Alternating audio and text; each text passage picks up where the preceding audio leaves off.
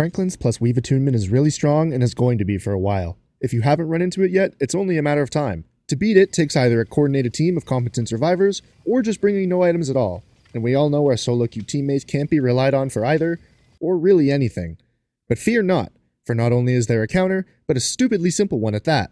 There's a handful of perks you'll need to know about that will help us as well, but first we have to talk about why the new perk Weave attunement is making all of this change necessary. Franklin's demise causes survivors hit by the killer's basic attack to drop their item on the ground. While it sits there, the item's charges are slowly consumed until it's picked back up or runs out of charges. It hard counters survivor items by literally knocking them out of your hands, but that's only half the play. Weave attunement turns all those items on the ground into radars, revealing the aura of any survivors within 12 meters of them. Anytime a survivor picks an item back up, they become oblivious for 30 seconds. It also has the bonus effect of making survivors drop their own items when fully depleted. It's a legit good tracking perk with great synergy, but unfortunately for us, it makes two of the most toxic perks in the entire game significantly stronger. Franklin's, and one other that we'll talk about later. When the killer joins a lobby, they can see all 4 survivors and more importantly, what items they're bringing with them.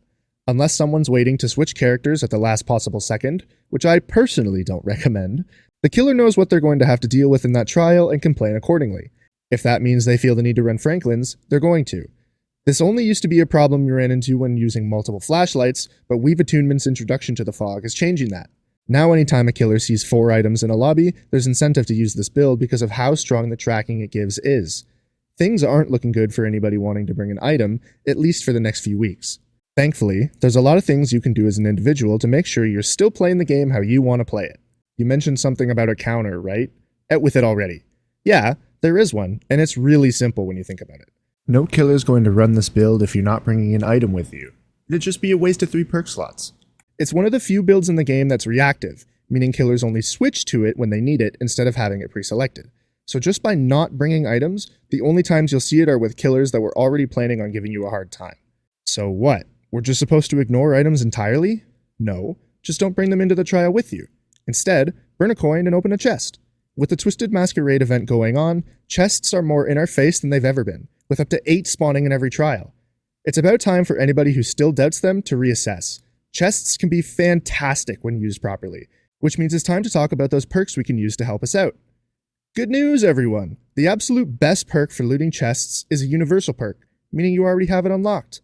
Plunderer's Instinct does 3 things. It increases the rarity of items from chests, it shows the auras of items not being held, and it shows you the auras of unlooted chests. Any build you make to open chests should have Plunderers in it. Next are the 3 perks Residual Manifest, Scavenger, and Pharmacy. With these perks, you're able to guarantee a specific item from a chest once every game. There's no way to guarantee maps from chests, so maybe consider using Clairvoyance or Boon Illumination to fill that role should you choose. If you want keys, better cross your fingers, I guess. To those who like to leave their items entirely up to luck with Dramaturgy, keep up the good work. Taking a crap on the establishment, I salute you. But to the rest of us that want our good items from those chests, there's a way to do that too. The 2 best perks to get items from chests aside from Plunderers are Ace in the Hole and Appraisal. The first guarantees a random add-on, with coin flip odds on there being a second add-on. Appraisal then allows you to rummage through open chests and find an additional 3 items every game. With a purple coin, you're very likely to get at least 1 very rare or better item in all those attempts. It's a great way of sneakily getting very good items, and has been a staple of all loot collectors like myself for years, so it's about time you knew all this. Now, if all goes according to plan, you shouldn't be punished for using items, just like it used to be. But let's plan for the plan not to work either, because sometimes it won't. Sometimes your random solo queue teammates will bring 3 flashlights, and there's nothing you can do about that. If you find yourself in a trial where despite not bringing an item, the killer is still using Franklin's Weave, what can you do to play around it? The easiest thing to do is to just not open chests and slam gems, but that's boring. Let's stick it to the man and still get our value. First step is identifying if they actually have Franklin's Weave or not. You can wait for a teammate to get hit and see if they drop their item, or find an item for yourself and pick it up. In either scenario, you'll see the Weave attunement icon in the bottom right if the killer has it. Dealing with Franklin's is as easy as remembering where you got hit. If you struggle with that, having Plunderer's Instinct equipped removes that factor completely, showing you your teammates' items as well. Before you pick your item up, it's important to remember you're about to become oblivious for 30 seconds. If you can't keep eyes on or track the killer, you aren't safe staying where you are and should move away. What should you do with your item once you're safe? That depends on whether or not you want to escape with your hard-earned item.